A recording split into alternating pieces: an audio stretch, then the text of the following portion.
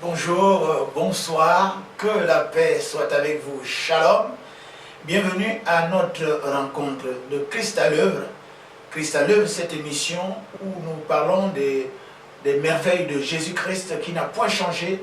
Il est le même hier, aujourd'hui et il le restera à jamais. Nous allons voir ces merveilles aujourd'hui dans l'évangile selon Marc. Marc au chapitre 1er, à partir du verset 32, je lis la parole de Dieu. Le soir venu, après le coucher du soleil, on lui amena tous les malades et les démoniaques. Et toute la ville était rassemblée devant la porte. La Bible nous dit au verset 34, il guérit beaucoup de malades qui souffraient de divers maux. Il chassa aussi beaucoup de démons, mais il ne laissait pas les démons parler parce qu'il le connaissait. Au verset 35, vers le matin, pendant qu'il faisait encore très sombre, il se leva et sortit pour aller dans un lieu désert où il se mit à prier. Verset 36, Simon et ceux qui étaient avec lui s'empressèrent de le rechercher. Verset 37, et quand il l'eut trouvé, il lui dit, tous te cherchent. Alléluia. Nous allons donc partager ces merveilles de Jésus-Christ qui allait de lieu en lieu, guérissant les malades, délivrant ceux qui étaient sous l'emprise des démons, et les paralytiques recouvrant effectivement l'usage de leurs jambes ou de leurs pieds, n'est-ce pas, de leurs bras, pardon, et les aveugles recouvrant la vue. Alors, je suis excellent à PM, l'apôtre Paul Messie, l'ange d'Éternel qui se tient devant Dieu, qui anime le ministère Céphen, donc le ministère colonne de feu et de nuit. Alors, nous allons intituler cet échange, n'est-ce pas, nous allons intituler ce Christ à l'œuvre, tous le cherchent. Alors, de qui s'agit-il? La Bible nous dit que Jésus-Christ allait effectivement de lieu en lieu. Et ici, la Bible nous dit, le soir venu, après le coucher du soleil, on lui a amené des malades, il a guéri les malades, il a délivré ceux qui étaient sous l'emprise des démons, il a fait des merveilles, il fait toute la merveille. Et après, n'est-ce pas, vers le matin, pendant qu'il faisait encore très sombre, il se leva et sortit pour aller dans un lieu désert où il s'est mis à prier. Alors, le thème, comme je le répète, c'est tous le cherchent. Pourquoi il le cherche? C'est évident. Il fait des biens. Il fait du bien et il accomplit des merveilles. Il fait des miracles, des prodiges, des guérisons et des délivrances. Alors, il se trouve que, d'abord, Jésus-Christ de Nazareth est recherché par ses propres disciples. C'est-à-dire que nous autres qui lui avons donné déjà notre vie, qui lui avons confié notre vie, les pasteurs, les évangiles, les prophètes et tous ceux qui sont dans la maison de Dieu, qui connaissent les merveilles de Dieu. Mais également, il y a en sous-main ceux qui ne disent pas leur nom, qui également le recherchaient parce qu'il y a des gens qui veulent effectivement assister à des produits, à des guérisons, à des miracles, n'est-ce pas? Et chercher ici, ils le recherchent. Rechercher ici, c'est avoir une nécessité, c'est-à-dire on voudrait rentrer en contact avec une nécessité. On voudrait obtenir, satisfaire un besoin, on voudrait obtenir une faveur, on voudrait beaucoup de choses. Or, ces gens, ils ont compris. Tous se sont mis à le rechercher en compagnie des disciples. Nous allons nous arrêter. Tous cherchent Jésus. Pourquoi pas vous? Ils cherchent Jésus parce que c'est lui qui guérit. Ils cherchent Jésus parce qu'il délivre. Ils cherchent Jésus parce qu'il fait du bien. Ils cherchent Jésus même d'autres parce qu'il multiplie les pains. Ils cherchent Jésus parce qu'il proclame le royaume des cieux. Tous le cherchent, il est des disciples. Alors, Jésus c'est qui? Nous allons repartir au niveau de la parole de Dieu. Jean chapitre 1, à partir du premier verset. Au commencement était la parole, et la parole était avec Dieu, et Dieu était cette parole. Et c'est par cette parole que tout ce qui existe a été créé, et rien de ce qui existe n'a été créé en dehors de cette parole. Cette parole est la lumière, la véritable lumière qui éclaire ce monde. Alors, donc, nous comprenons donc au verset suivant, 12, 10 jusqu'à 12, à ceux qui l'ont reçu, n'est-ce pas, cette parole a donné le pouvoir de devenir enfants de Dieu, lesquels ne sont plus ni de la volonté de l'homme, ni de la volonté de la chair, mais de la volonté de Dieu. Oh, c'est extraordinaire et c'est merveilleux. Qu'est-ce que ça veut dire? La parole de Dieu dit que Jésus-Christ est recherché. Tous le cherchent. Ils cherchent donc celui qui a tout créé. Ils cherchent le prince de paix. Ils cherchent l'amour. Ils cherchent la lumière. Ils cherchent la guérison. Ils cherchent l'équité. Ils cherchent la justice. En d'autres termes, ils cherchent la vie et la vie en abondance. Ils cherchent le bon berger. Et pourquoi pas vous, n'est-ce pas? La Bible déclare que les disciples, une fois ils l'ont trouvé, Jésus est allé très tôt, comme il le faisait tous les jours, n'est-ce pas? Très tôt, il va prier dans un endroit désert. Et les disciples se mettant à la recherche avec une foule également. Et c'est les disciples qui disent à Jésus, tous te cherchent. histoire de dire, y compris nous. Oh, je voudrais vous interpeller. Je ne sais pas quel est le besoin que vous avez. Laissez-moi vous dire simplement que Jésus-Christ est la vie, n'est-ce pas, en abondance. Jésus-Christ est la guérison. Jésus-Christ est l'amour. Jésus-Christ est la délivrance. Jésus-Christ est le chemin, la vérité et la vie éternelle. Jésus-Christ est le bouc émissaire qui a été frappé. Jésus-Christ a porté nos péchés, nos iniquités et nos transgressions. Et le châtiment qui nous donne la paix est retombé sur lui. Et c'est par ses métissures que nous sommes guéris. Alors comment se fait-il que tous cherchent Jésus, mais pas vous? Tout le monde recherche la paix. Il est le prince de la paix. Il détient la paix. Tous recherchent la guérison. C'est lui seul qui guérit. Il a porté, n'est-ce pas, toutes nos maladies. Il a porté toutes nos iniquités. Et il les a cloués là-bas à la croix de Golgotha. Et lorsqu'il a été enseveli, il est ressuscité. Et le linge et le linceul est resté dans la tombe, n'est-ce pas? Et ce Jésus-Christ de Nazareth, c'est celui qui procure, n'est-ce pas, la vie et la vie éternelle. La vie Zoé de Dieu. La vie qui ne ferait souffrir d'aucune perdition. C'est avec Jésus-Christ que nous avons cette vie et nous ne craignons pas de la peine parce que la seconde vie est en Christ Jésus. Ils le recherchent pourquoi? Ils le recherchent parce qu'il fait des merveilles. Ils le recherchent parce qu'ils ont vu à l'œuvre. Ils le recherchent parce que c'est lui seul et lui le seul, le véritable. C'est lui qui Dieu a envoyé sur la terre afin que nous soyons réconciliés avec lui. C'est lui que Dieu a envoyé sur la terre pour la rédemption. Il a porté nos péchés et il est allé mourir sur la croix là-bas à Golgotha. Alors qu'il faisait du bien, il a guéri les malades, il a délivré ceux qui étaient sous l'emprise des démons, il a rendu aux aveugles leur vue, et on a vu les paralytiques se lever, on a vu les morts ressusciter à l'instar de Lazare et les autres.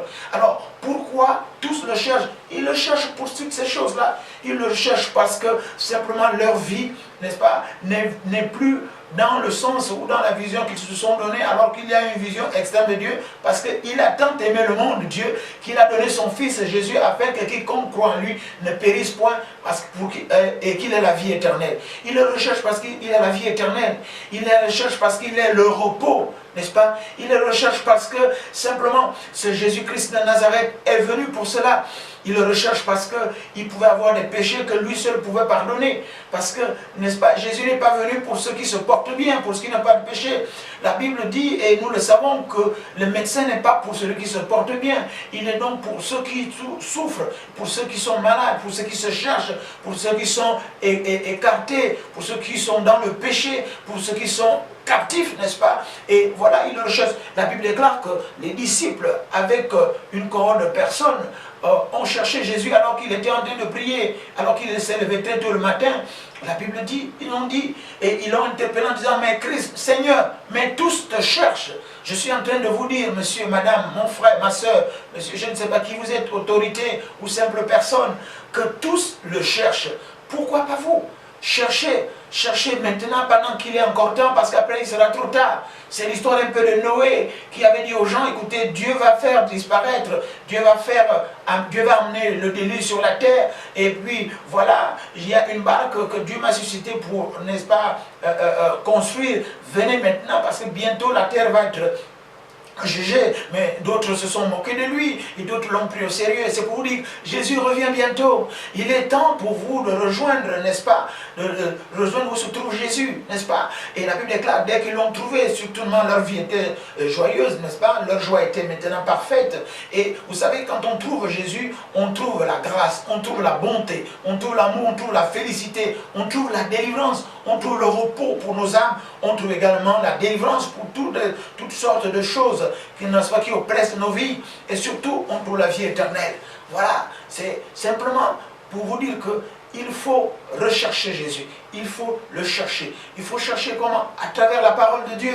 Il faut le chercher en priant, il faut le chercher simplement en invoquant son nom. Mais il y a encore une façon simple de le trouver. Il suffit de donner votre vie à Jésus au moment où l'apôtre Messie, l'excellent APM, l'apôtre Paul Messie, l'ange des ténèbres qui se tient devant la face de Dieu, n'est-ce pas? Au moment où je vous parle de lui, peut-être que vous êtes en train de le chercher, il n'y a pas de hasard, il n'y a pas d'accident, peut-être que vous êtes aux abois, vous avez des difficultés, vous êtes malade, vous êtes opprimé, vous êtes dans la malédiction, vous êtes dans l'échec, vous rencontrez moult difficultés par-ci, par-là, et vous ne savez pas quoi faire. Et bon, écoutez, invoquez-le, recherchez-le, recherchez-le. Et là maintenant, il vous parle là au travers de l'apôtre Messie. La Bible dit c'est poussé par le Saint-Esprit et que les hommes parlent de la part de Dieu. Donc je suis en train de vous dire que vous qui le cherchez, vous qui voulez le rencontrer, je ne sais à quelle position vous êtes maintenant, sur un lit, vous êtes peut-être dans un bar, vous êtes peut-être dans la rue, vous êtes dans une voiture, vous allez quelque part et cette prédication vous arrive. Écoutez, laissez-moi vous dire que par ce message-là, vous avez trouvé Jésus. Et pour pouvoir le trouver et pour rester avec lui, vous devez lui confier votre vie. Comment? En confessant Jésus-Christ, en le recevant comme votre Seigneur et Sauveur personnel. Comment pour le faire? Eh bien simplement, vous allez répéter après moi. Seigneur Jésus, longtemps je te cherche parce que je suis malade. Longtemps je te cherche parce qu'il y a la malédiction dans ma vie. Longtemps je te cherche parce que je suis pauvre. Longtemps je te cherche parce que je me sens oppressé. Longtemps je te cherche parce que je me sens perdu. Et voici maintenant, par cette prédication, par cette parole, je t'ai trouvé. Je te confie ma vie. Je t'accepte et je te reçois comme mon Sauveur et Seigneur personnel maintenant. Prie, donne-moi ton esprit afin que ma joie soit parfaite et que je reste avec toi et que ton nom soit glorifié dans ma vie. Béni sois-tu, Jésus. Amen. Voilà, c'est aussi simple que cela. Vous avez cherché la vie éternelle, vous avez cherché la guérison, vous avez cherché la porte de sortie pour toutes vos difficultés, vous avez cherché le repos, vous avez cherché la paix, vous avez cherché l'amour, vous avez cherché même le mariage, n'est-ce pas? Vous avez cherché parce que le mariage en Christ, c'est la meilleure garantie. Vous avez cherché même le travail, vous avez cherché la délivrance, vous avez cherché le repos de votre âme. Eh bien, c'est fait en donnant votre vie à Jésus et en le recevant comme Seigneur et Sauveur personnel. Voici qui est fait. Et Jésus demeure avec vous. Et lui, il a dit, tous ceux qui me reçoivent, n'est-ce pas, je demeurerai avec vous jusqu'à la fin des temps. C'est-à-dire qu'il n'abandonne pas. Et dans Jean 17, la prière sacerdotale, il dit, Seigneur, je prie pour tout ce que tu m'as donné, tous ceux qui m'ont reçu, afin que là où je suis, qu'ils je sois aussi. Or, nous savons que Jésus est où? Au ciel, assis à la droite de Dieu. Et notre espérance demeure intacte. Alors, encore une fois, shalom, shalom. Et béni soit le Seigneur pour ces moments merveilleux que nous venons de passer. Encore une fois, je suis excellent à payer l'apôtre Paul Messie, l'ange d'éternel qui se tient devant la face de Dieu. Nous venons de parler des merveilles de Christ. J'officie au ministère CFN, ministère colonne de feu et de nuée. Nous sommes à Libreville, au Gabon et à Toum. À Libreville, nous sommes au 6e arrondissement, en Zanyon, la nouvelle cité, face à l'école publique des Zanyon 4. Nous avons là une église locale dont le pasteur est la bergère Saint-Elia, n'est-ce pas? Et nous y tenons en semaine, outre d'autres réunions. Nous avons la réunion de prière et de délivrance pour tout le monde, une réunion ouverte à tout le monde, n'est-ce pas? Vous êtes le bienvenu. Tous les jeudis à partir de 18h30 et jusqu'à 20h30. N'est-ce pas? Nous prions pour vous, nous avons prié pour tous les cas. Nous allons faire en sorte que vous rencontrez Jésus comme nous l'avons rencontré et que notre joie a été parfaite et que ce soit également tout cela, les dons, les grâces se communiquent. Alors nous avons également le culte, du grand culte d'adoration de tous les dimanches à la maison de prière qui est l'église locale du ministère CFN, ministère colonne de feu de nuée, et tous les dimanches à 9h15, n'est-ce pas, la bergère Saint-Hilaire vous attend avec tout le staff pour pouvoir être en communion spirituelle et fraternelle avec vous. Alors nous avons également une autre église, une autre assemblée que nous appelons la cathédrale, la joie parfaite de Toum, du ministère CFN, ministère colonne de feu de nuée, dont le pasteur là-bas, en Toum, c'est-à-dire au niveau des 2 lions, juste derrière le site des eaux et forêts, ça se voit depuis la route. Et là, nous avons également les cultes tous les mercredis dès 17h30 jusqu'à 19h30 avec la révérende Roseline Messie à Cana. Alors, il y avait également le culte d'adoration de tous les mercredis, tous les dimanches, n'est-ce pas, à Toum là-bas, à partir de 10h. Vous êtes notre invité majeur et nous serons effectivement encore en communion spirituelle et fraternelle avec vous. Quant à moi, excellent APM, le numéro de mes contacts s'affiche, n'est-ce pas, à votre écran, 05 32 58 80 06 63 06 SMS. Je vais répondre, peut-être pas immédiatement, parce que je prends le recul de la prière pour pouvoir présenter votre requête à Dieu, à lui, effectivement, de me renvoyer tout ce que je pourrais, effectivement, par ricochet vous donner, pour que votre joie soit parfaite et le nom de Jésus glorifié. Vous pouvez m'appeler, je vais décrocher, et si vous n'avez pas les unités comme on dit sur nous, Dieu me fait grâce, vous me bipez, moi je vous rappelle, et nous allons nous convenir d'un rendez-vous, et nous pourrons parler, si vous avez besoin d'un soutien spirituel, de ce qu'on appelle la cure d'âme, ou bien simplement, ce qu'on appelle la cure d'âme, ou simplement un travail de fond, travail de prière, de soutien spirituel, nous sommes disposés à le faire. Encore une fois, shalom, shalom, et que Dieu vous bénisse. Amen.